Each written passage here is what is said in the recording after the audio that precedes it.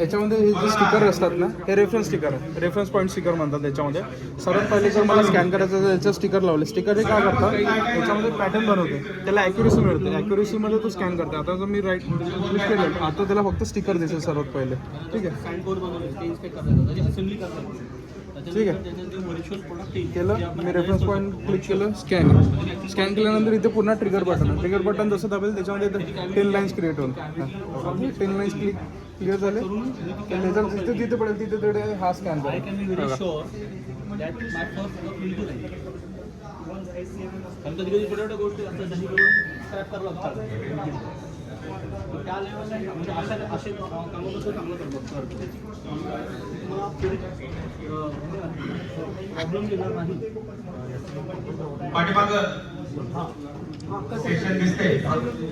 Within आता तुमच्या समोरच पाहू शकता, मी विथिन 1 मिनिटच्या आतमध्ये त्याला स्कॅन करून तो पॉलिंगनाइज पण झालेला आहे.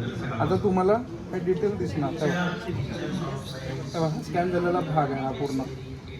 तर हे हँडी स्कॅनर आहे, एकदम स्पीड असते, म्हणजे स्पीडमध्ये स्कॅन करतं. तुम्हाला स्क्रीन वापरायचं काम नाही, काय नाही. समजा आमच्याकडे आता मॉडेलच असला तर नवीनच डेव्हलपमेंटचा असला मग कसं